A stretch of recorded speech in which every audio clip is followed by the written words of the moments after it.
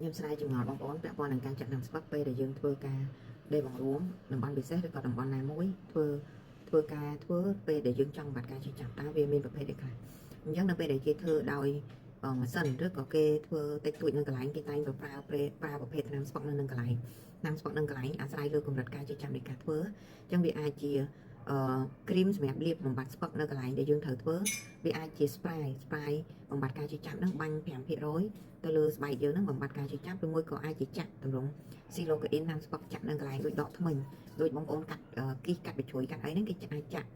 បានវាសពកាលណាស៊ីជម្រៅវាជ្រៅខ្លាំងពេកអញ្ចឹងគេអាចចាក់បានវាស្ពឹកអញ្ចឹងការដែលយើងដេមករួមគឺគេអាចប្រើតាមស្ពឹកភេទចាក់នឹងកន្លែងដូចដកថ្មិញអញ្ចឹងពេលចាក់ហ្នឹងយើងឈឺនៅមុខមកចូលចាក់បន្ទាប់មកយើងលែងនឹងឈឺទេអញ្ចឹងបែបនេះគេហៅថាស្ពឹកនឹងកន្លែងហើយបើសិនជាធ្ងន់ធ្ងរការធ្វើហ្នឹងរៀងបងប្អូនខ្លះគាត់ភ័យគាត់ខ្លាចគាត់ចង់ឲ្យដឹងណាខាងស្ពឹកចាក់ហ្មងគេអាចចាក់ស្ពឹកមកកណ្ដាលខ្លួនអញ្ចឹងចាក់ស្ពឹកកណ្ដាលខ្លួនឧទាហរណ៍ក្នុងករណីវះកាត់សម្រាប់កូន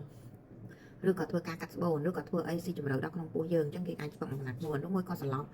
គេហៅថាសណ្ដំឬក៏សន្លប់អញ្ចឹងគេយើងអាចធ្វើការងារខ្លះរយៈពេលយូរម៉ោងបានបើស្ពឹកមកកណ្ដាលខ្លួនគឺបានតែថេរវេលាតែ2ម៉ោងទេបើសន្លប់អាចបាន3 4 5ម៉ោងអញ្ចឹងវាអាស្រ័យទៅលើអ្វីដែលយើងធ្វើឲ្យធ្វើចំនួនប្រហែលនាទីប្រហែលម៉ោងឡើងលើគេកំណត់អត្ថន័យស្នាមស្ពឹកហ្នឹងទៅតាមនោះដែរ